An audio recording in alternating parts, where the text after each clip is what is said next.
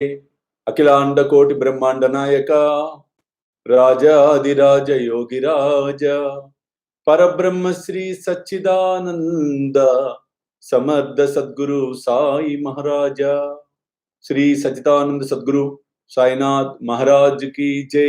అఖిలాండ కోటి బ్రహ్మాండ నాయకుడు రాజాదిరాజ యోగిరాజ పరబ్రహ్మ శ్రీ సచ్చిదానంద సమర్థ సద్గురు సాయినాథుడి అనుగ్రహంతో కరుణ కటాక్షాలతో మనం సాయి రక్షాయజ్ఞ కార్యక్రమాన్ని మన సాయి సర్వస్వం లైవ్ ద్వారా ప్రతిరోజు జరుపుకుంటూ ఉన్నాం, ఆచరిస్తూ ఉన్నాం.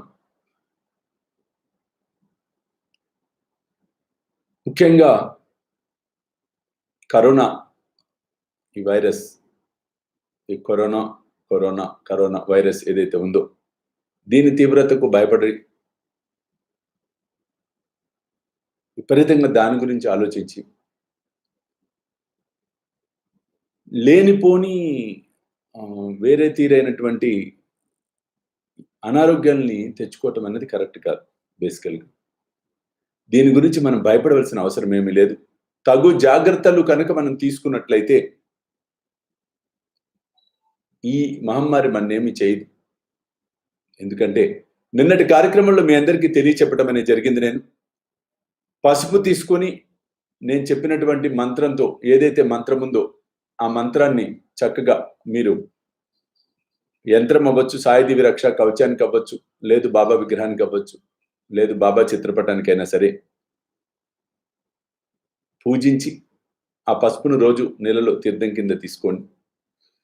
ఆ తర్వాత నాకు ఒక మెసేజ్ మన వాళ్ళు నాకు పాస్ చేయటం అనేది జరిగింది. మొన్న మధ్య ఒక భక్తుడు ఫోన్ చేశాడు, అంటే వివరాలు ఏం చెప్పదలుచుకోవట్లా. అతనికి ఈ కరోనా సంబంధించినటువంటి యాక్టివిటీస్లో పార్టిసిపేట్ చేస్తున్నాడు వాలంటీర్గా. అదంతా చూసిన తర్వాత ఒక రకమైనటువంటి భయాందోళనకు గురే బాడీ అంతా కూడా దద్దుర్లులాగా రావటం అనేది జరిగింది. భయం ఏం అవసరం లేదు నాన్న, ఏమీ కాదు. ఇంకా కొంచెం ఏదైనా స్కిన్కి సంబంధించిన అట్లాంటివి ఏమన్నా మీకు అనిపిస్తే మీరేం చేస్తారంటే, మీరు స్నానం చేసే నీళ్లలో ఈ పసుపు ఏదైతే జపం చేసినటువంటి పసుపు ఏదైతే ఉందో ఆ పసుపుని మీరు ఆ నీళ్లలో కలిపి దాన్ని ఆ పసుపు నీటితో స్నానం చేసే ప్రయత్నం చేయండి. ఎవరైనా సరే ఎటువంటి ఈ ఆ చర్మానికి సంబంధించినటువంటి ఈ అనారోగ్యాలు ఏవి కూడా మనకి అంటకుండా ఉంటాయి. ఈరోజు కార్యక్రమం మరలా మనం ప్రారంభించుకుందాం. చాలా మంది లైవ్ ఫోన్ కాల్స్ సంగతి చూద్దాం మనం చివరిలో. దానికి ఒక మరల ప్రణాళికను నేను వేయటం అనేది జరుగుతుంది. ముందు అందరం ఓంకారం చెప్దాం. చక్కగా స్ట్రైట్ గా కూర్చోండి, వెన్నుముక నిటారుగా ఉంచండి. ఓ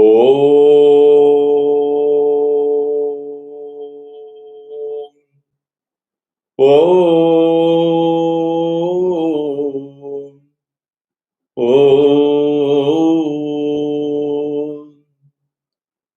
సదా నింబవృక్షస్య మూలాదివాసా సుధాశ్రావిణం తిక్తమప్యప్రియంతం తరు కల్పవృక్షాదికం సాదయంతం నమామీశ్వరం సద్గురు సాయినాథ్. శ్రీ సచ్చిదానంద సద్గురు సాయినాథ్ మహారాజ్ కి జై. మరలా ఈరోజు ఒక చక్కటి భజన్ ఒకటి పాడుకుందాం. బాబా నాతో రచింపచేసినటువంటి ఒక తత్వం ఏదైతే ఉందో, ఏమిటి ఆరాటం, ఎందుకు పోరాటం, ఆ తత్వాన్ని ఈరోజు పాడి వినిపిస్తాను.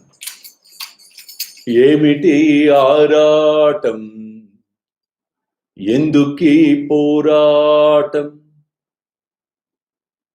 దేని కొరకొచ్చావు, దేని కొరకున్నావు, దేని చుట్టూ తిరిగావు, దేనిని తెచ్చావు, దేనిని తెచ్చావు, దేనిని తెచ్చావు. ఏమిటి ఆరాటం, ఎందుకీ పోరాటం, ఏమిటి ఆరాటం, ఎందుకీ పోరాటం, దేని కొరకున్నావు, దేని కొరకొచ్చావు, దేని చుట్టూ తిరిగావు, దేనిని తెచ్చావు, దేనిని తెచ్చావు, దేనిని తెచ్చావు.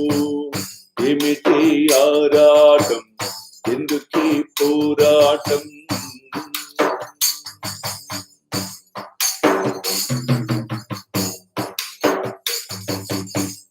ఆశనే కొండపైకి ఎక్క చూచావంటే నిరాశనే నదిలోన మునిగిపోతావురా, నిరాశనే నదిలోన మునిగిపోతావురా. ఏమిటి ఆరాటం, ఎందుకీ పోరాటం? ఏమిటి ఆరాటం, ఎందుకీ పోరాటం?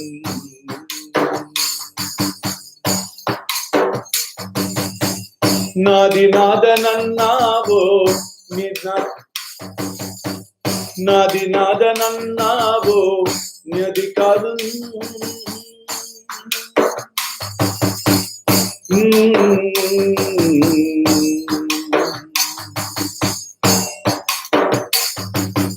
ఓం సాయి శ్రీ సాయి జయ జయ సాయి. ఓం సాయి శ్రీ సాయి జయ జయ సాయి.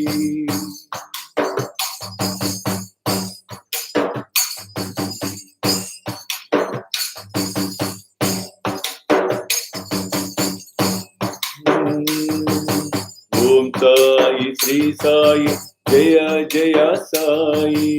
ఓం సాయి శ్రీ సాయి జయ జయ సాయి. ఓం సాయి శ్రీ సాయి జయ జయ సాయి. ఓం సాయి శ్రీ సాయి జయ జయ సాయి. ఓం సాయి శ్రీ సాయి జయ జయ సాయి. ఓం సాయి శ్రీ సాయి జయ జయ సాయి. ఓం సాయి శ్రీ సాయి జయ జయ సాయి. ఓం సాయి శ్రీ సాయి జయ జయ సాయి. ఓం సాయి శ్రీ సాయి జయ జయ సాయి. ఓం సాయి శ్రీ సాయి జయ జయ సాయి. జయ జయ సాయి, జయ జయ సాయి, జయ జయ సాయి, జయ జయ సాయి, జయ జయ సాయి, జయ జయ సాయి. శ్రీ సచ్చిదానంద సద్గురు సాయినాథ్ మహారాజ్ కి జై. అఖిలాంటి కోటి బ్రహ్మాండ నాయకుడు రాజాదిరాజ యోగిరాజ పరబ్రహ్మ శ్రీ సచ్చిదానంద సమర్థ సద్గురు సాయినాథుడి యొక్క అనుగ్రహంతో మనమందరం సురక్షితంగా ఉంటాం, ఉండి తీరుతాం. ఎవరు దిగులు పడవలసిన అవసరం ఏమీ లేదు. అందరూ కూడా అదే టైప్ చేస్తూ ఉన్నారు. అమెరికాలో ఉన్న మా బాబుకి బాబా బ్లెస్సింగ్స్ ఇవ్వండి స్వామి. విజయ అమ్మ, విజయమ్మ తప్పకుండా ప్రతిరోజు మనం చెప్పుకుంటున్నాం, ప్రతిరోజు మనం సంకల్పం చేసుకుంటూ ఉన్నాం. ఈ ప్రపంచంలో ఎవరు ఎక్కడ ఉన్నా కూడా ఆ తండ్రి యొక్క చల్లని చూపుతో, బాబా యొక్క దివ్యమైనటువంటి అనుగ్రహంతో, పరిపూర్ణమైనటువంటి కరుణ కటాక్షాలతో సురక్షితంగా ఉండటం అన్నది ముమ్మాటికి సత్యము. ఈరోజు మనం ఈ యజ్ఞం ఇది చేస్తున్న కారణం కూడా అది. చూడండి, సంఘటితపరచటం, మనమందరం సామూహికంగా ప్రార్థించటం, ఎవరికి వారం ఎక్కడ ఉన్నవారం అక్కడే ఇంట్లో ఉంటూ ఈరోజున మనమందరం కలిసి సామూహికంగా మనం ప్రార్థన చేస్తూ ఉన్నాము. కాబట్టి ఇది చాలా విశేషమైనటువంటిది, చాలా అద్భుతమైనటువంటిది. కాబట్టి సాయిబంధుల అధైర్యం అవసరంలా, బాబా మనతో ఉన్నాడు. అందరికీ కూడా, దూరంలో ఉన్న వాళ్ళందరికీ కూడా నేను ఏదైతే మంత్రం చెప్పడం జరిగిందో దాన్ని ఆచరించమని చెప్పండి. తప్పకుండా మానసిక ధైర్యంతో అడుగులు ముందుకు వేస్తూ ఈ ఆపదలోంచి మనం బయటపడటమన్నది ముమ్మాటికి సత్యము. ఈ రోజు కార్యక్రమంలో షోడశోపచార పూజల్లో భాగంగా మనము ఉపచారాలు భగవంతుడికి ఎలా చేస్తున్నాం, ఎందుకు చేస్తున్నాం, కొన్ని అంశాలన్నింటినీ మనం స్పష్టంగా తెలుసుకోవాలని అనుకున్నాం. ఈరోజు అసలు కొబ్బరికాయ ఎందుకు కొట్టాలి, టెంకాయని సమర్పించటం అనేది దేనికి చిహ్నం అనేది మనం ఇక్కడ ఈరోజు తెలుసుకోబోతున్నాం. చాలా విశేషమైనటువంటిది టెంకాయ. మీరు బాగా గమనించండి. వివాహాది శుభకార్యాలలో కూడా పెళ్లి కూతురు చేతిలో ఆ పీచు తీయకుండా కొబ్బరి బోండం, అది ఆకుపచ్చగా ఉన్న కొబ్బరి బోండాన్ని చేతిలో పట్టుకొని రావటం అనేది జరుగుతుంది. ఆకుపచ్చ అది శుభ సూచకం. నెగిటివ్ ఎనర్జీ ఏది రాదు. పూర్తిగా దైవిక శక్తిని నింపుకొని ముందుకు వెళ్ళటం. కొబ్బరికాయను మీరు కనుక చూసినట్లయితే పంచభూతాలు ఒక కొబ్బరికాయలో ఉన్నాయి. మనలో ఎలా పంచభూతాలు ఉన్నాయో కొబ్బరిలో కూడా, టెంకాయలో కూడా పంచభూతాలు ఉన్నాయి. అందుకే పూర్ణం అంటాం. చూడండి. కాబట్టి కొబ్బరికాయను మీరు చూసినట్లయితే పూర్ణ కుంభ స్వాగతంలో చూడండి, ఆ కొబ్బరికాయను పెడతారు కంపల్సరీ కుంభం. అంటే మీరు చూసినట్లయితే కొబ్బరికాయను పగలు కొడితే లోపల చూడండి జలతత్వం ఉంది, నీరు కొబ్బరికాయలో ఉంది, వాయుతత్వం ఉంది, లోపల హ్యాలోగా వాయు అనేది ఉంది పంచభూతాల్లో. పైన ఉన్నటువంటి ఆ పెంకు భూతత్వానికి సంబంధించినటువంటిది. నీరు, వాయువు, భూమి. ఆకాశతత్వం లోపల ఉన్నటువంటి కొబ్బరి తెల్లగా ఉంటుంది, అది ఆకాశతత్వాన్ని సూచిస్తూ ఉంటుంది. అలాగే అగ్నితత్వం, ఆ కొబ్బరిని ఎండబెడితే నూనె వస్తుంది. ఆ నూనెలో అంటే ఆ కొబ్బరిలో అగ్నితత్వం అనేది ఉంది కాబట్టి కొబ్బరి నూనెతో దీపారాధన కూడా చేస్తాం మనం. కాబట్టి పంచభూతాలు ఒక టెంకాయలో ఉంటాయి. కాబట్టి మనం ఒక కలశం పెట్టినా, ఒక టెంకాయని భగవంతుడి ముందు మనం పగలగొట్టిన అంటే కొట్టినా, అది సంపూర్ణమైనటువంటి ఫలాన్ని అందిస్తూ ఉంటుంది. పంచభూతాలను మనం సమర్పించటమే పరమాత్ముడికి. మన పంచ ప్రాణాలు, పంచభూతాలు, పంచేంద్రియాలు ఇవన్నీ కూడా సమర్పించటం. అందుకే బాబా తత్వంలో మీరు గమనించినట్లయితే 5 వత్తులతో హారతిస్తున్నాం. పాంచాహి తత్వాంచ దీపలా విలాత, ఓ వాళ్ళు హారతే మాజ సద్గురునాథ, మాజ సాయినాథ. పాంచాహి తత్వాంచ దీపలా విలాత. 5 తత్వాలు బాబాకి చాలా గొప్ప అర్థం ఉంది. బాబాకి ఇచ్చే హారతులు 5 వత్తుల హారతులు. అందుకోసం మనం టెంకాయను భగవంతుడికి సమర్పించటం అనేది జరుగుతోంది. కాబట్టి ఆ సమర్పణ మీరు ఎంత ప్రేమగా భక్తి శ్రద్ధలతో చేస్తారో అది అంత ఫలితాన్ని ఇస్తుంది. సాధారణంగా చాలా చోట్ల చూస్తూ ఉంటాం, కొబ్బరికాయను కొట్టేటప్పుడు భయంగా ఉంటుంది. కాయ సరిగ్గా పగులుతుందో పగలదో, నిలువుగా పగిలితే ఏమిటి, అడ్డంగా పగిలితే ఏమిటి, కుళ్ళిపోతే ఏమిటి. కుళ్ళిపోతే, కొబ్బరికాయ కుళ్ళిపోతే దేనికి సంకేతమో మనం చూద్దాం. ఈరోజు సాయి భోజన్ నిధికి అద్భుతమైన స్పందన మీ అందరూ ఇస్తున్నారు. మీ వంతుగా మీరు విరాళాలు అందిస్తూ ఉన్నారు, దక్షిణలు సమర్పిస్తూ ఉన్నారు. కొంతమంది పేర్లు చదువుకొని కొబ్బరికాయ కుళ్ళిపోతే దేనికి సంకేతమో మనం గమనిద్దాం. ముందుగా సునీల్ కుమార్, న్యూఢిల్లీ నుంచి సునీల్ కుమార్, వారి కుటుంబ సభ్యులు ఈ అద్భుతమైన సాయి భోజన్ నిధికి వారి వంతుగా విరాళాన్ని సమర్పిస్తూ ఉన్నారు. సత్యబాల సరస్వతి, అనిల్ కుమారి, కిరణ్మయి, శౌర్య, జ్యోతిర్మయి పాల్కొండ నుంచి వారు ఈ సాయి భోజన్ నిధికి వారు కూడా వారి వంతుగా సమర్పిస్తూ ఉన్నారు. అలాగే యనుమల ప్రసాద్, హైదరాబాద్ వాస్తవ్యులు యనుమల ప్రసాద్, పద్మజ, సృజన్, శ్రిష్త, అనిష్ట, సీత కుటుంబ సభ్యులు ఈ సాయి భోజన్ నిధికి వారి వంతుగా వారు దక్షిణ సమర్పిస్తూ ఉన్నారు. విజయవాడ వాస్తవ్యులు తుమ్మలపల్లి అంజన, భార్గవ్ వారి కుటుంబ సభ్యులు, ముఖ్యంగా ప్రకాష్ అనే వ్యక్తి, వీడు దురదృష్టవశాత్తు పరమాత్మలో లీనమైపోయాడు. నా బాల్య స్నేహితుడు. చాలా సంతోషంగా ఉంది. వారు కూడా స్పందించి కార్యక్రమంలో పాల్పంచుకోవటం మనస్ఫూర్తిగా నా స్నేహితుడైనటువంటి ప్రకాష్ ఆత్మ శాంతించాలని. వాడు నేను చాలా చిన్నప్పటి నుంచి కలిసి పెరిగాం, ఒకే చోట ఉండి. ఏదైనా సందర్భంలో వాడిని గుర్తు చేసుకుంటున్నాను. ప్రకాష్ ఎక్కడ ఉన్నా ఆ పరమాత్ముడ అనుగ్రహంతో, బాబా యొక్క కృపతో నీ ఆత్మ శాంతించాలని మనస్ఫూర్తిగా బాబాను వేడుకుంటూ ఉన్నాను. అలాగే బుజ్జి భవాని వారి కుటుంబ సభ్యులు బెంగళూరు నుండి ఈ అద్భుతమైన సాయి భోజన్ నిధికి వారి వంతుగా వారు దక్షిణ సమర్పిస్తూ ఉన్నారు. దొండ మౌనిక వారి కుటుంబ సభ్యులు వైజాగ్ నుండి వారు ఈ అద్భుతమైనటువంటి కార్యక్రమానికి వారి వంతుగా వారు విరాళాలు సమర్పిస్తూ ఉన్నారు. అంబర్పేట వాస్తవ్యులు, హైదరాబాద్ అంబర్పేట వాస్తవ్యులు శశికళ, యాదగిరి, శిరీష, పవిత్రం వారి కుటుంబ సభ్యులు ఈ అద్భుతమైనటువంటి సాయి భోజన్ నిధికి వారి వంతుగా వారు దక్షిణ సమర్పిస్తూ ఉన్నారు. హైదరాబాద్ వాస్తవ్యులు జగన్నాథరావు వారి కుటుంబ సభ్యులు ఈ ఘనమైన సాయి భోజన్ నిధి, ఏం లేదు సాయి భోజన్ నిధి ద్వారా భవిష్యత్తులో మనం ఎన్నో ఎన్నో ఎన్నో కార్యక్రమాలు చేయాలి అనేది నా తాపత్రయం, నా సంకల్పం. దానికి మీరందరూ ఈ విధంగా చేయూతనివ్వటం చాలా సంతోషం. అలాగే బెంగళూరు వాస్తవ్యులు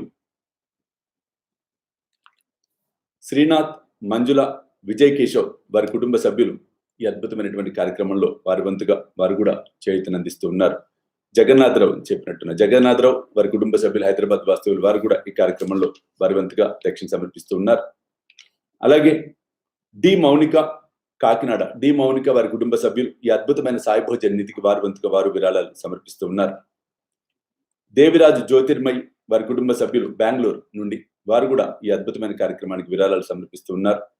అమెరికా వాస్తవ్యులైనటువంటి అరవింద కుప్పల వినోదిని వారి కుటుంబ సభ్యులు ఈ అద్భుతమైన సాయి భోజన్ నిధికి వారి వంతుగా వారు కూడా యుఎస్ నుంచి విరాళాలు పంపడం అనేది జరిగింది.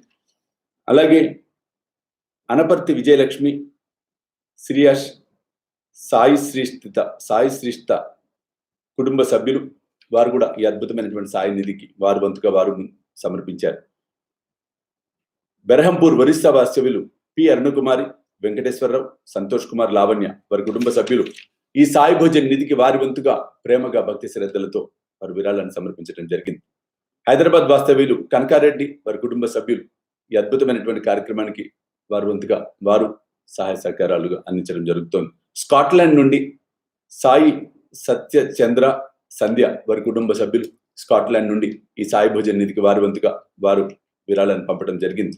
వారణాసి వాస్తవ్యులు శ్రీనివాస్ వార్కవి వారి కుటుంబ సభ్యులు ఈ అద్భుతమైనటువంటి కార్యక్రమానికి వారు కూడా సాయి భోజన్ నిధికి వారి వంతుగా వారు విరాళాలు పంపడం జరిగింది.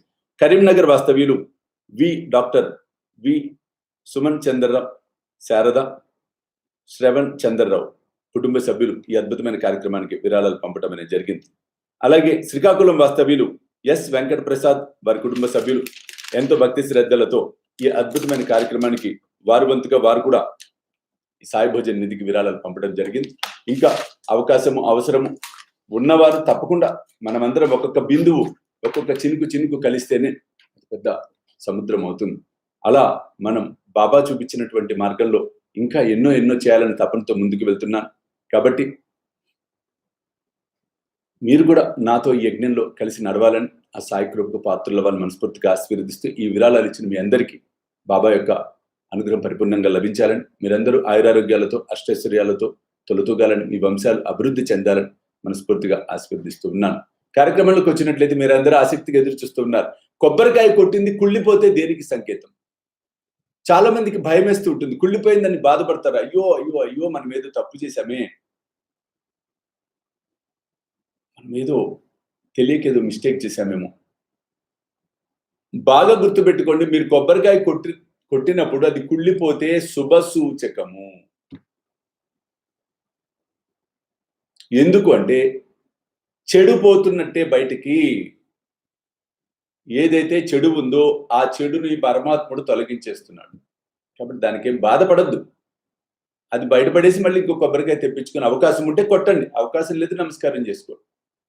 అలాగే కొబ్బరికాయ కొట్టినప్పుడు పువ్వులు వస్తాయి లోపల, అది కూడా శుభ సూచకం.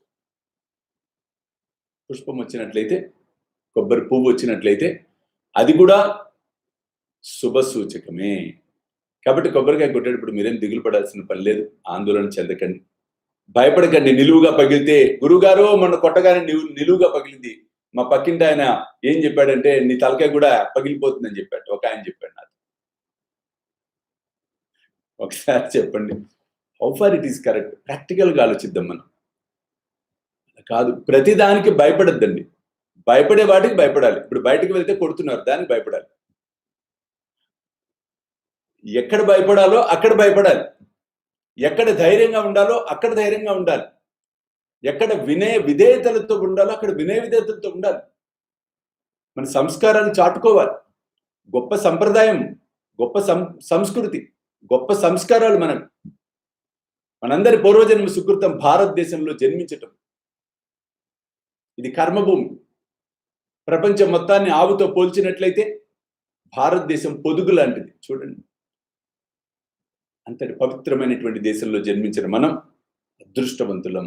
ఏనాడు అనుకోవద్దు దురదృష్టవంతులం మనమని. అదృష్టవంతులం. ఎందుకంటే మనం పరమాత్ముడితో సహజీవనం చేస్తున్నాం, పరమాత్ముడితో కలిసి నడుస్తున్నాం, పరమాత్ముడి కుటుంబంలో సభ్యులుగా ఉన్నాం, పరమాత్ముడి ఇంట్లో మనం ఉంటున్నాం. ఆ పరమాత్ముడి ఇల్లే భారతదేశం. అటువంటి దేశంలో మనం ఉన్నాం. ఎవరం భయపడవలసిన అవసరము లేదు. ధైర్యంగా మనం ఉందాం, ధైర్యంగా అడుగులు వేద్దాం.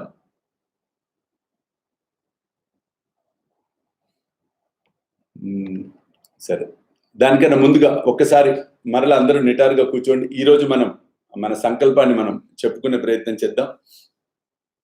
శ్రీ సచ్చిదానంద సద్గురు సాయినాథ్ మహారాజ్ కి జై. అందరూ నేను చెప్పిన మాట చెప్పండి. ఓ బాబా, మేమందరము నీ అనుగ్రహము కొరకు సాయి రక్షా యజ్ఞమును ఆచరించుచున్నాము. మేమందరము అనేక సమస్యలతో బాధపడుచున్నాము. కావున మా సమస్యలను శ్రవణం చేసి వాటిని త్వరితగతిన తొలగించి మాకు మానసిక శారీరక ప్రశాంతతను అనుగ్రహించవలసినదిగా ప్రార్థించుచున్నాము. ఈ మహమ్మారి నుండి మమ్ములను, మా కుటుంబమును, మా సమాజమును, మా రాష్ట్రమును, మా దేశమును, ఈ ప్రపంచమును కాపాడవలసినదిగా ప్రార్థించుచున్నాము. సర్వే జన సుఖినో భవంతు. మా సంకల్పము. ఇప్పుడు మీరు మనసులో మీకు ఏ కోరికలు అయితే ఉన్నాయో ఒక్కసారి మనసులో చెప్పుకొని బాబాకు నమస్కారం చేసుకోండి.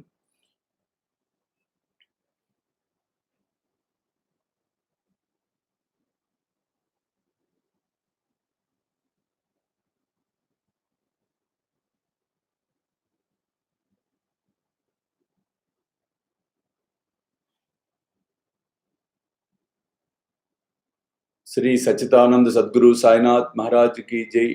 ఒక భక్తురాలు అది చూస్తున్నారు.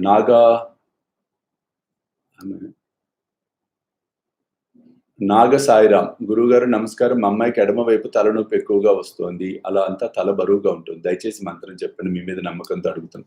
తప్పకుండా అమ్మ, దానికి ఏం లేదు, మీరు చేయవలసింది ఓం ఓం క్రీం క్రీం జం, క్రీం క్రీం జం ధూమవతే నమః. ఓం క్రీం క్రీం జం శ్రీ సాయి ధూమవతి నమః. ఓం క్రీం క్రీం జం శ్రీ సాయి ధూమవతి నమః. ఈ నామస్మరణ రోజు చేయమనండి అమ్మా. రోజు కాస్త విభూది తీర్థం తీసుకున్నప్పుడు ఒక 10 సార్లు ఈ మంత్రం చెప్పుకొని ఆ తీర్థం తీసుకోమనండి.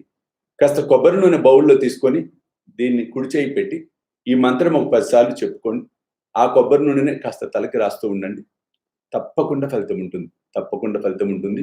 కాస్త తల బాగా ఉన్నప్పుడు, తల నొప్పిగా ఉన్నప్పుడు ఒక నిమ్మకాయ తీసుకొని ఈ సహస్రార చక్రం మీద అలా పెట్టి కాన్సన్ట్రేటెడ్గా ఉంచి ఆ తర్వాత ఆ నిమ్మకాయని బయటపడేది. ఈ విధంగా చేసినట్లయితే అద్భుతమైన ఫలితం రావటం ముమ్మాటికి సత్యం. జై బలో సమర్థ సద్గురు సాయినాథ్ మహారాజ్ కి జై. కాబట్టి ఈరోజు కార్యక్రమం మనం సంకల్పం చెప్పుకున్నాం. ఈరోజు మరలా సాయి సచ్చరిత్రలో ఒక అద్భుతమైనటువంటి అంశాన్ని మనం ప్రస్తావన చేసుకునే ప్రయత్నం మనం చేద్దాం. దానికన్నా ముందుగా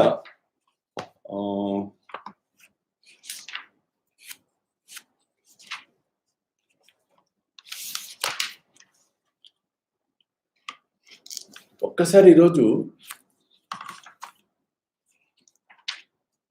ఒక చిన్న టెస్ట్ చేద్దాం అనుకుంటున్నాను మిమ్మల్ని. సాయి ప్రశ్న మంజరికి ప్రిపరేషన్. దానికోసం ఒక క్వశ్చన్ అడగబోతూ ఉన్నా నేను.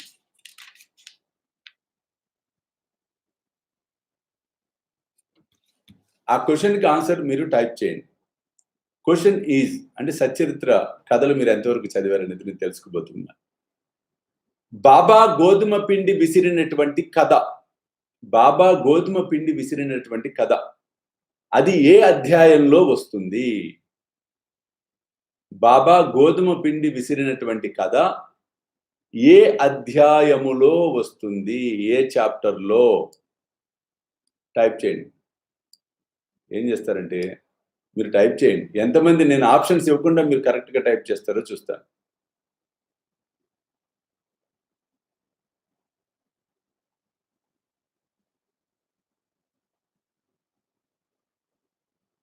టైప్ చేస్తున్నారు. Good good.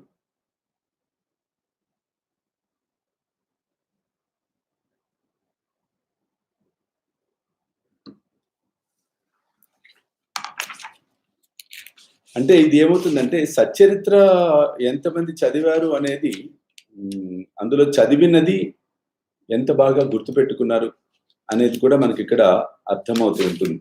ఇందులో ఇంకొక క్వశ్చన్ వేస్తాను.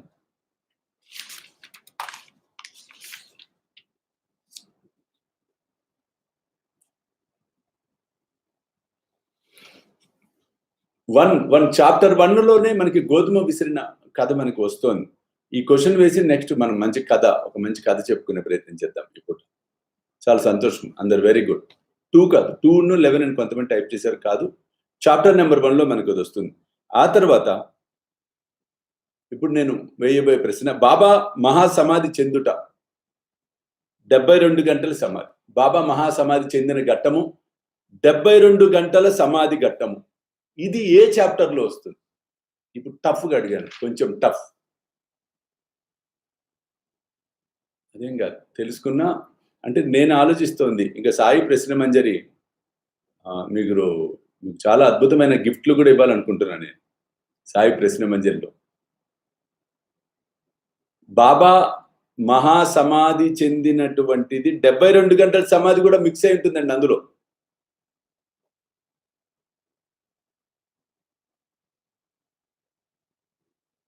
సంతోష్ కుమార్ గొల్లపల్లి.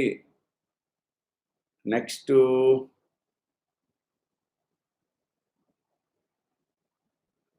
సంతోష్ కుమార్, భారతి,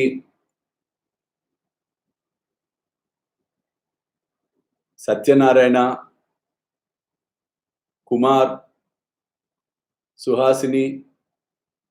వెళ్ళిపోతున్నాయి ఫాస్ట్గా, నేను పట్టుకోలేకపోతున్నా.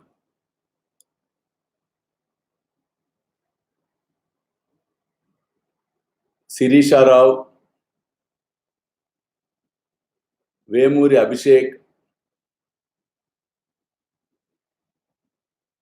తంగేడు సుహాసిని, శివ, మహేశ్వరి, పసుపుల,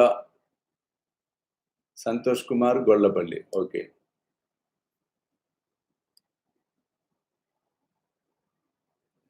పండు 369, శైలజ, దూర్వాసుల, రామకృష్ణ,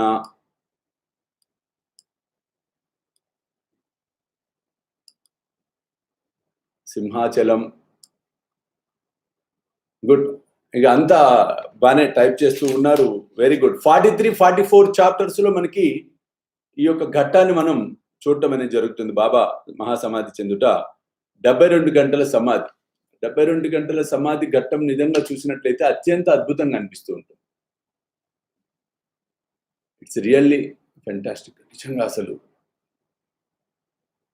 కనులు వెంట నీరు కారిపోతుంది. అంటే ఇక్కడ ఫెంటాస్టిక్ అని ఎందుకు అంటున్నానంటే ఆత్మతత్వాన్ని ఆవిష్కృతం చేశాడు సాయిబాబా. అక్కడ బాహ్యంగా చూస్తే బాధ అనిపిస్తుంది.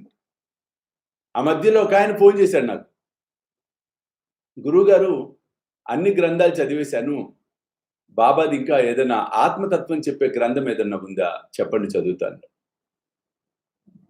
సాయి సచరిత్ర చదివాయి. అయ్యో అది అయిపోయింది, ఎప్పుడో చదివేశాను, అట్టలు కూడా ఊడిపోయినాయి, చదివి కొత్త పుస్తకాలు తెస్తున్నాను. అందులో ఏం లేదు కదా, ఆత్మతత్వం ఉన్న గ్రంథం చెప్పండి అన్నప్పుడు నాకు అతని అజ్ఞానానికి ఆశ్చర్యము, నవ్వు కూడా అనిపించింది. ఆత్మతత్వము సచ్చరిత్రలో లేదా? ఆత్మతత్వం లేదా? విచిత్రం కదండి. 2 బల్లుల కథ ఏం చెప్తోంది? 72 గంటల సమాధి ఘట్టం ఏం చెప్తోంది? ఇలా చెప్పుకుంటూ పోతే ఎన్నో ఎన్నో ఎన్నో ప్రతి చాప్టర్ నుంచి మనకి బయటికి ఆవిష్కృతం అవుతూనే ఉంటుంది. 72 గంటల సమాధి 1886 సంవత్సరం జరిగినటువంటి సంగతి. మార్గశిర శుద్ధ పౌర్ణమి నాడు ముఖ్యంగా మనం చూసినట్లయితే బాబా మహల్ సబత్తో చెప్తాడు, భగత్ నేను ఉబ్బసంతో బాధపడుతున్నానురా, నేను నా దేహంలోంచి నిష్క్రమించాలని అనుకుంటున్నాను. మాల్స తల్లడిల్లిపోతాడు. దేవా, మరల 72 గంటల తర్వాత నా దేహములోనికి పునః ప్రవేశము చేస్తాను భగత్, అంతవరకు నా దేహాన్ని నువ్వు కాపాడన్నాడు. మాల్స బాధపడతాడు. బాబా ఏమన్నాడు చూడండి, ఒకవేళ నేను తిరిగి రాకపోతే ఈ మసీదు ముందు ఉన్న ఖాళీ జాగాలో నా దేహమును సమాధి చేసి హిందూ ముస్లింల సమైక్యతకు చిహ్నంగా వారి వారి పతాకాలను ఆవిష్కరింపుడి అని దేహం వదిలేశాడు. షిరిడి అంతా వ్యాప్తి చెందింది. కొంతమంది బాబా తెలియని వాళ్ళు చనిపోయారన్నాడు, కొంతమంది చచ్చిపోయాడు, కలర ఎక్కువ ఉంది, దహన సంస్కారాలు చేసండి అన్నారు. ఎవరు ఎన్ని చెప్పినా మహల్ సపతి మాత్రం వదిలిపెట్టల బాబాని. అలాగే తొడ మీద బాబా తల అలా పొడుగ్గా పడుకొని బాబా ఉన్నాడు. లేదు, నా తండ్రి చెప్పాడు, మా బాబా చెప్పాడు, 72 గంటల లోపు 72 గంట మరల నేను పునఃప్రవేశం చేస్తాను అని. బాబా వస్తాడు ఖచ్చితంగా. ఆత్మవిశ్వాసం చూడండి, అది నమ్మకం. ఒకసారి ఇమాజిన్ చేయండి, 72 గంటల సేపు మహల్సపతి లేవకుండా అలాగే బాబా పార్థివ దేహాన్ని, ఆ దేహాన్ని ఒడిలో పెట్టుకుని కూర్చోవటం అంటే సామాన్యమైన విషయమా?